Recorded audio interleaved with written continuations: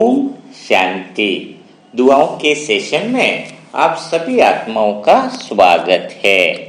मनसा सेवा ग्रुप की कई सारी आत्माएं या फिर जो मुरली मंथन सुनती है उनमें से कई सारी आत्माओं के कई बार प्रश्न आ जाते हैं। कितनी दुआएं लगती हैं तो काफ़ी सारी आत्माओं के जीवन में बदलाव आ जाता है। इतना अच्छा मन से अगर सजेशन देते हैं तो आत्मा वह काम करने लगती है। लेकिन फिर भी कई सारी आत्माओं के प्रश्न रहते हैं कि उनके इतने बेहतरीन रिजल्ट क्यों नहीं आते हैं। उनकी दुआई भी कर रहे हैं या फिर अच्छे से मनन चिंतन कर रहे हैं, मुरली मंथन सुन रहे हैं, सारी काम करने के बाद भी रिजल्ट इतने अच्छे से नहीं आते हैं। तो इसका कारण क्या है? हमेशा कभी रिजल्ट अच्छे नहीं आए तो हमें कारण पर ध्यान देना चाहिए, यानी विधि कहीं न कहीं और सुधार करने की आवश्यकता है या फिर और उसको हाई डोज की आवश्यकता है। जैसे कोई पेशेंट है तो ठीक नहीं हो रहा है तो 500 mg की गोली है तो फिर 1000 mg बढ़ा देते हैं ना। तो वैसे ही कोई नॉर्मल सजेशन भी देता है तो काम होने लगते हैं। और किसी को कम दुआओं में ही बहुत बड़ा रिजल्ट आ जाता है, उसके हिसाब किताब अलग होते हैं। तो आज हम बात करने वाले हैं कि अगर हम सजेशन सही दे रहे हैं, कुछ जीवन में तकलीफ है और हम वो चीज़ चाहते हैं कि हमारे जीवन में वो चीज़ प्रकट होने लगे, हमारे सामने आने लगे, जल्दी से हमें रिजल्ट मिले, घर के परिवार के सदस्य जल्दी से बदलने लगे, अगर जॉब चाहते हो तो जॉब मिलने लगे, परिवार में धन की समस्या है तो धन की समस्या सॉल्व होने लगे, तो उसके लिए कौन सी ऐसी विधि के अंदर सुधार किया जाए जिससे हमारे जो सजेशन है, जो हम चाहते हैं, वह जल्दी से जीवन में घटनाएं घटित होने लगे। तो उसके लिए सबसे पहला जो नियम है, पहला जो समझने वाली जो बात है वह है अखंडता होनी चाहिए। जिसके जीवन में अखंडता है, खंडितपन नहीं है, उसको जीवन में जो चाहेगा, जो सच्चा सजेशन देगा, वह विचार जो है मैनिफेस्ट यानी सामने वह चीजें प्रकट होने लगेंगी। अब अखंडता यानी क्या है ना। अखंडता को पहले छोटे शब्दों में समझेंगे, फिर उसकी गहराई में हम जाएंगे। जिसका सोच अलग चलता है, जिसका बोल अलग है और जिसका करना अलग है, डूइंग अलग है और बीइंग अलग है। बीइंग यानी होना, आप जो हो अंदर से, और डूइंग यानी कर अलग रहे हो, है ना।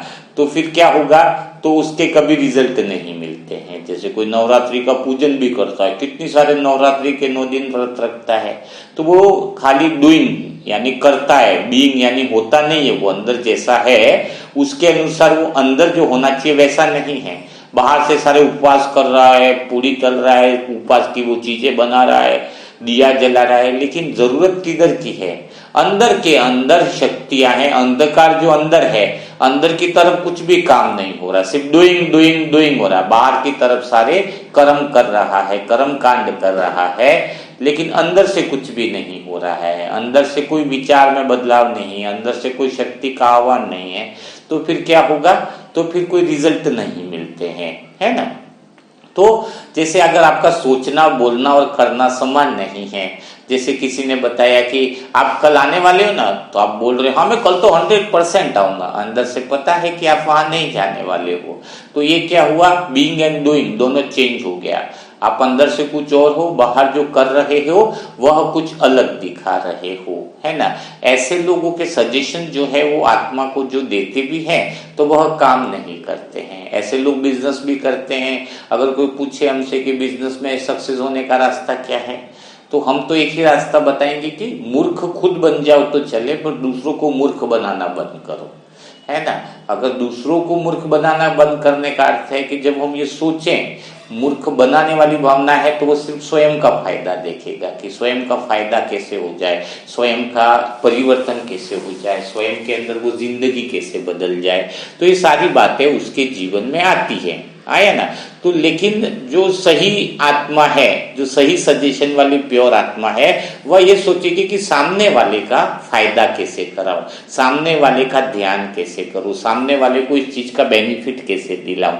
तो जब इस तरह की सोच होती है वो लॉन्ग टर्म की होती है, उसके जीवन में विचार जल्दी से मैनिफेस्ट होने लगते हैं, जैसा सोचता है वैसा होने लगता है। इस बात को भी हम और गहराई से लेंगे कि आप जो सोचते हो वैसा होने लगे, उसके लिए 5 चीजों पर आपका अटेंशन होना चाहिए, तो सोचना बोलना करना भी समान हो जाएगा।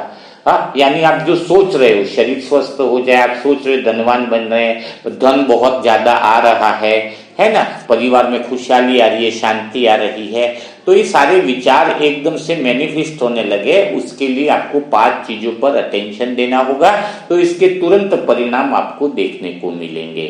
सबसे पहला काम जो करना पड़ेगा वह है स्व अनुभव। स्व अनुभव के अंदर रहना होगा, तब वो विचार और सजेशन आपको देने होंगे। स्व अनुभव क्या है? हम आत्मा है उसका अनुभव में रहना, यानी मन जो है सजेशन दे रहा है आत्मा को, इस अनुभव में रहना, है ना। सारे काम आत्मा कर रही है, इस अनुभव में रहना। आत्मा के अंदर बहुत बड़ी शक्ति है, बहुत बड़ी पावर है, वह कुछ भी कर सकती है, इस अनुभव में रहना। तो सजेशन दे रहे हैं उसमें स्व अनुभव में रह रहे हैं, है ना। तो स्व अनुभव के अंदर जब हम रहते हैं तो हमारे विचार जल्दी से क्या हो जाते हैं, जो चीज कर रहे हैं सोच रहे हैं वो जल्दी प्रकट में आने लगती है। दूसरी जो बात है जो प्रकट में आने लगेगी वह है हम स्वभाव में रहें। तो स्वभाव में क्या स्वभाव है आपका? कोई काम कर रहे हो उसके पीछे भाव क्या है? क्या किसी की बुराई करना है, किसी का गलत कर्म करना है? तो स्वभाव क्या है? किसी चीज के पीछे भाव से ही कर्म का निर्माण होता है। 2 कर्म व्यक्ति सेम कर रहे हैं लेकिन दोनों को कर्मों का फल अलग मिलेगा, क्योंकि उसके पीछे भाव क्या है उसके आधार पर कर्म का फल मिलता है। जैसे उदाहरण के लिए एक डाकू है, चोर है, वह चाकू से एक इंसान का मर्डर कर देता है, और एक डॉक्टर है वह भी पेट में चाकू घोंपता है, चाकू से चीरता है पेट, लेकिन उसका भाव है उसके रोगी को ठीक करने का भाव, दूसरे का चोरी करने का भाव है जिससे उसने चाकू चलाया है। तो दोनों चाकू का इस्तेमाल कर रहे हैं, दोनों चाकू पेट में डाल रहे हैं, लेकिन एक का भाव क्या है? उसको रोगी को ठीक करना। तो जैसे पानी का स्वभाव है शीतल, ठंडा, ठंडक देने का, तो उसका मूल स्वभाव ठंडक है। वैसे ही हम स्वभाव क्या है, किसी कर्म के पीछे सूक्ष्म रूप में हमें देखना होगा, इसके पीछे मेरा भाव क्या है, उसके अंदर कल्याण की भावना डालना, कल्याण की वृत्ति डालना, है ना, उसका भला हो जाए, है ना।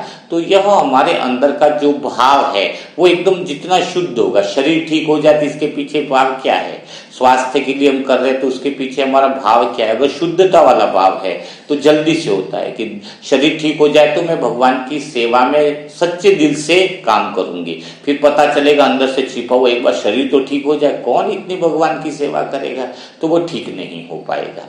धन बोल रहा है आ जाए आ जाए आ जाए, धन आ रहा है, तो इसके पीछे एक स्ट्रॉन्ग रीजन हुआ आपका। स्ट्रॉन्ग रीजन ये भी है कि कर्जा अगर उतारना तो ये भी बहुत अच्छी भाव है, लेकिन आने वाले समय में हम धन का कदर करेंगे, एक एक रुपए का सही इस्तेमाल करेंगे, इसको भगवान के कार्यों में भी लगाएंगे। आपका परिवार भी भगवान के ही बच्चे है ना, तो बच्चों की सेवा में लगाना है, बच्चों की जॉब में लगाना, बिजनेस में लगाना, ये भी एक अच्छा भाव है।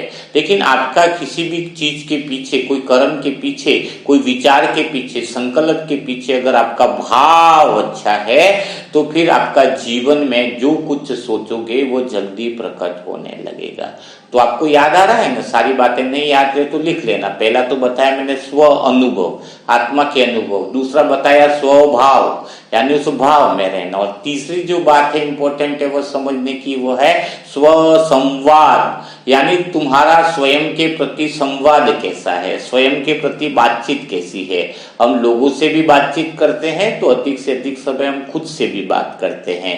तो आपका स्व संवाद स्वयं के प्रति बहुत सकारात्मक और विश्वास और उम्मीद और विश्वास की वाणी होना चाहिए। स्व संवाद में होना चाहिए कि मुझे आत्मा का यह बस हो रही है, रिपीट एंड रिपीट वो बातें करनी है जो चीज चाहते हो। लिखना होगा, तुम्हें लिखोगे भी सही और सोचोगे भी सही, दोनों काम काम करो। लिखने से वो मन में पैटर्न बनना चालू हो जाते हैं कि मुझ आत्मा का शरीर स्वस्थ हो रहा है, मुझ आत्मा का शरीर स्वस्थ हो रहा है, मुझ आत्मा के परिवार में सुख और शांति आ रही है। उस भाव के साथ लिखो, उस फीलिंग के साथ लिखो जो पहले भाव बताया ना। और स्वसंवाद करो। स्वसंवाद सकारात्मक रूप में होना चाहिए। 1 महीना करके देखोगे ये सारी अखंडता के साथ, जिसमें को स्वभाव भी अच्छा हो, स्व अनुभव भी हो और स्वसंवाद भी बहुत अच्छा हो, तो बहुत अच्छी तरीके से आपको रिजल्ट मिलना चालू हो जाएंगे। चौथी चीजें जो आपको अटेंशन देने की बहुत ज्यादा जरूरत है वह है स्वर। स्वर पे अटेंशन देना है। स्वर यानी क्या हो गया है? स्वर यानी आपके बोल पर अटेंशन हो। बोल ऐसे हो उसके पीछे आपकी गहरी शांति छुपी हुई हो, सबको शांति देने का भाव हो, सबका कल्याण करने का भाव हो, सबको आनंद दिलाने का भाव हो, सबको सुख देने का भाव हो। तो आपके स्वर इतने सुंदर हो कि दूसरों, ये स्वर है वो दूसरों के अंदर मधुर संगीत बजा दे, मधुर धुन बजा दे, मधुर आनंद में लेकर के जाए। तो जब आपके स्वर एकदम एक्यूरेट होंगे, स्वर एकदम बहुत बढ़िया होंगे, तो फिर अखंडता भी आने लगती है। 5वीं चीजें जो लास्ट है वो है स्वकर्म, यानी तुम्हारे जो कर्म की बात है। यानी सोचना तो आ गया, बोलना भी आ गया, तो स्व अनुभव आ गया, स्वभाव आ गया, स्वर आ गया, स्वसंवाद आ गया, तो स्वकर्म यानी कर्म भी आपके सुंदर होने चाहिए। सारी चीजें अच्छी हैं लेकिन अंदर से कर्म के अंदर आपका एक्शन वैसा नहीं है। Knowledge plus action is equal to result. जो आपने सीखा है स्वसंवाद, स्वभाव, है ना, तो जो आपको चीजें मिल रही हैं, जो कर्म के अंदर जो चीजें आपके आ रही हैं, वो कर्म आपके पास बढ़िया होना चाहिए। कर्म बढ़िया का अर्थ क्या होगा, इसको थोड़ा सा हम और डीपली लेते हैं। क्योंकि आपके पास स्वसंवाद कर रहे, स्वभाव में रह रहे हो कि मेरे पास धन आ रहा है, बाहर से धन आ रहा है, लेकिन आप ले ही नहीं रहे, तो कर्म ही नहीं कर रहे, तो क्या मतलब है। कोरियर वाला आया लेकिन कोरियर ले ही नहीं रहे, तो क्या मतलब आएगा। इसके लिए छोटे सा एक आपको कर्म के बारे में एग्जाम्पल दे देता हूं कि बिल गेट्स, जो दुनिया का सबसे पैसे वाला जो इंसान है बिल गेट्स, उसको जो पूछा गया, एक पत्रकार इंटरव्यू लेने के लिए उनके कैबिन में गई, उसने पूछा कि बिल गेट्स जी, आप मुझे यही प्रश्न है कि आपके जीवन में इतनी ऊंचाई पर एक तो सफलता का राज बताओ, पहली बात। दूसरा, इतने समय तक आप एक ही जगह पर सफलता पर टिके रहे हो, यानी कभी नीचे नहीं गिरे, कभी असफल नहीं हुए, वो अप एंड डाउन नहीं रह रहे हो, एक जगह पर अपनी पोजीशन को बनाए हुए हो, तो आपके पास क्या ऐसी कला है, ऐसी क्या बातें हैं जिसकी वजह से आप इस मुकाम पर बने हुए हो, और आपकी सक्सेस का रास्ता क्या है, सार क्या है।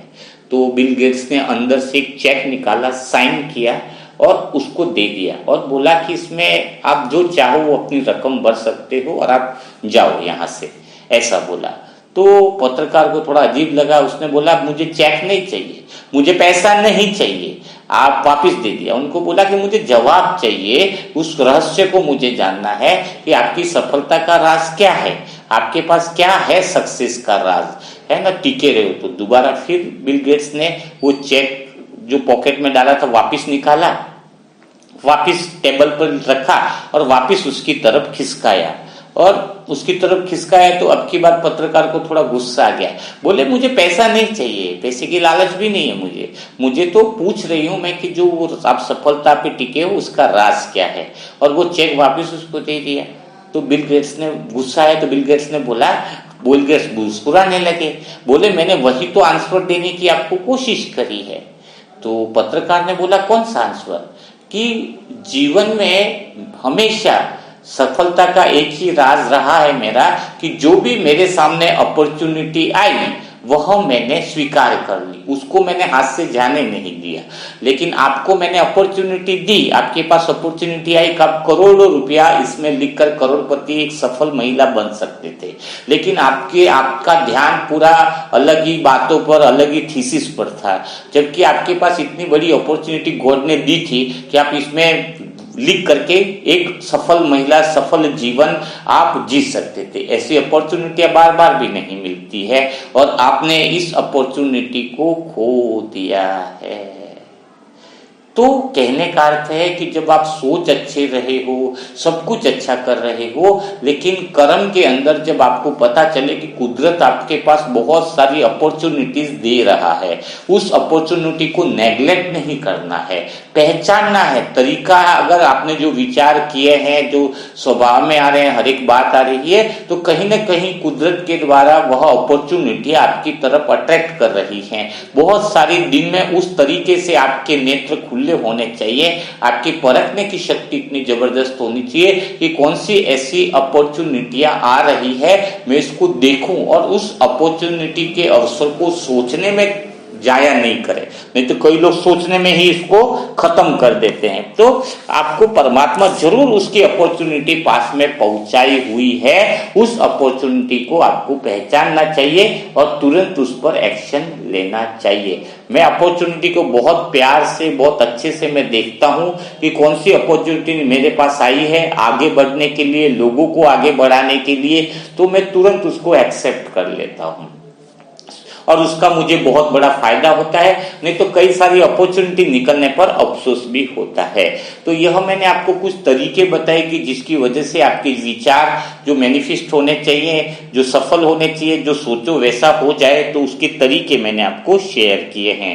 इसके अलावा दूसरा काम भी आपको करना है। अगर कई समय से आप अच्छे थिंकिंग कर रहे हो, सोच कर रहे हो, रिजल्ट नहीं मिल रहे हैं, तो आपको एक काम जरूर करना चाहिए और वह काम है क्षमा याचना योग को बढ़ाना होगा।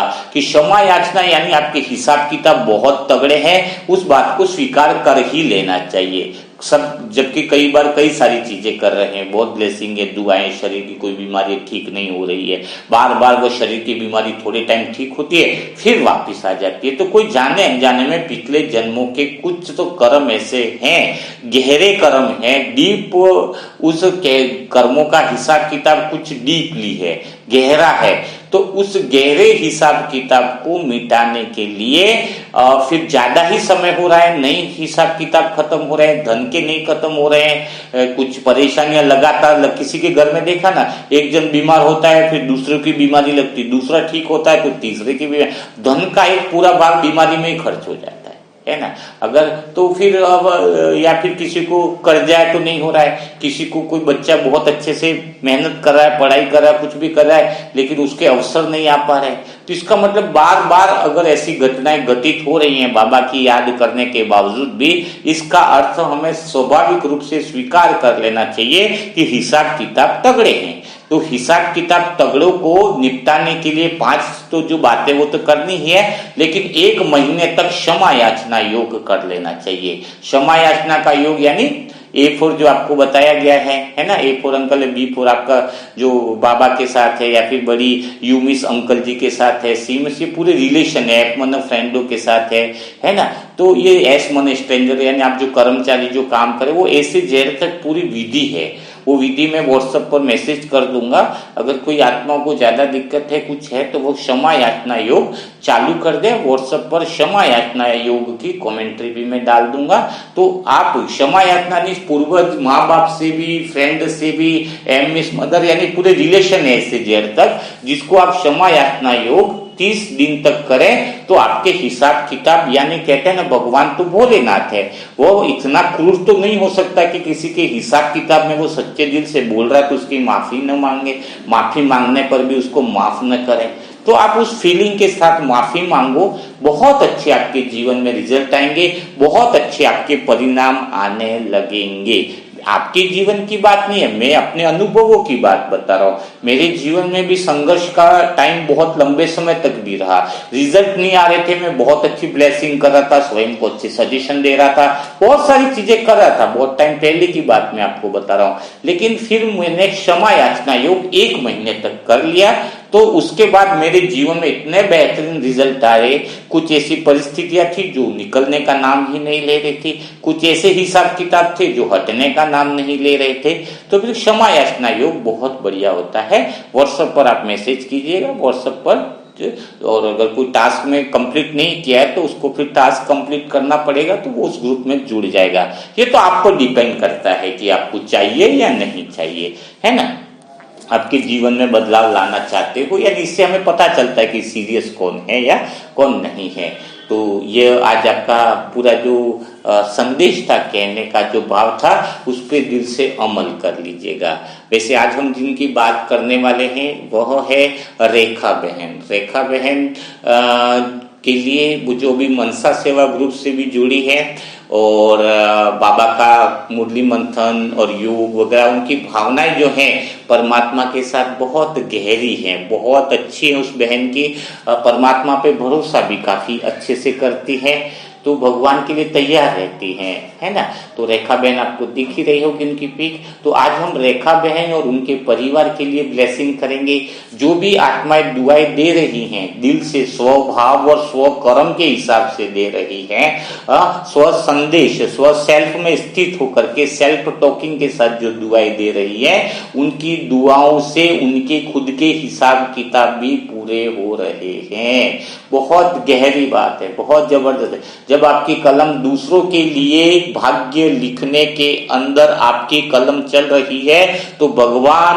आपके लिए वह कलम लिखना चालू कर देता है, आपके लिए भाग्य की कलम उठा लेता है। जब आप दूसरों को शांति देने के लिए आपके कमेंट बॉक्स में अंगुलियां टाइप करती हैं, तो परमात्मा आपके जीवन में अच्छा हो उसकी टाइपिंग करना चालू कर देता है। जो चीज आपको चाहिए वह देना चालू कर दो, ये प्रकृति का पहला नियम है। अगर आपको सुख चाहिए, दूसरों को सुख देना चालू कर दो। अगर आपको शांति चाहिए, दूसरों को शांति देना चालू करो। आपको प्रेम चाहिए, दूसरे सबको प्रेम बांटना चालू करो। आपके पास वह चीजें 1000 गुना रिटर्न हो करके आपके पास आती है। तो रेखा बहन को और उनके परिवार को ढेर सारी दुआएं दें, उनका परिवार सदा सुरक्षित रहे, सदा उनके परमात्मा की छत्र छाया में रहे, उनका जीवन हमेशा मंगलमय हो जाए। उनके कुछ शुद्ध संकल्प है बच्चों के प्रति जो भी हैं, वह शुद्ध संकल्प जल्दी से उनके पूरे हो जाएं। उनके कुछ काम अटके हुए हैं, वह काम जो अटके हुए हैं वह जल्दी से पूरे हो जाएं, ताकि उनका भगवान के प्रति विश्वास बढ़े, मनसा सेवा ग्रुप के प्रति विश्वास बढ़े और ड्रामा के प्रति भी विश्वास बढ़े कि दुआएं कुछ भी कमाल कर सकती है। और अंदर से शुद्ध संकल्प चले कि उस आत्मा का विश्वास बहुत ज्यादा बढ़ता जा रहा है। तो लिखने के लिए बहुत सारे सजेशन है, बहुत अच्छे खजाने परमात्मा ने दिए हैं। तो बिना देरी किए रेखा बहन को और उसके परिवार को ढेर सारी दुआएं और शुद्ध संकल्प देना चालू कर दीजिए। जो नए ग्रुप की आत्माएं हैं और ग्रुप से जुड़ना चाहती हैं, टास्क कंप्लीट करना चाहती है, उनके लिए मोबाइल नंबर है 7202921969, है ना। क्या नंबर है? 7202921969। और जिनको व्हाट्सएप ग्रुप पे कमेंट्री भेजी गई है, आज परमात्मा प्यार वाली कमेंट्री भेजी गई, अगर वो नहीं खुल पा रही है तो उसको क्लिक करके यूट्यूब म्यूजिक वगैरह परमिशन मांगते हैं, तो वो परमिशन आप अलाउ कीजिए। तो वो कमेंट्री कुछ कुछ के नहीं खुल पा रही है, क्योंकि वो पीडीएफ के फॉर्मेट में होती है, 16 MB से ज्यादा की होती है, तो इसको पीडीएफ फॉर्मेट में ही दिया जाता है। तो आप उन कमेंट्रियों का लगातार आनंद लीजिए, ताकि आप भगवान के बहुत करीब स्थिति का अनुभव करोगे। जितनी कमेंट्रियां सुनोगे उतना आपके हिसाब किताब पूरे हो जाएंगे और परमात्मा के प्रेम के निकट आ जाओगे। परमात्मा के निरंतर पवित्रता के सानिध्य में आने से आपके जीवन में अच्छा ही होने वाला है। तो कल फिर मुलाकात करेंगे ऐसे ही दुआओं के सेशन के साथ। तब तक के लिए सभी भाई बहनों को ओम शांति, ओम शांति, ओम शांति।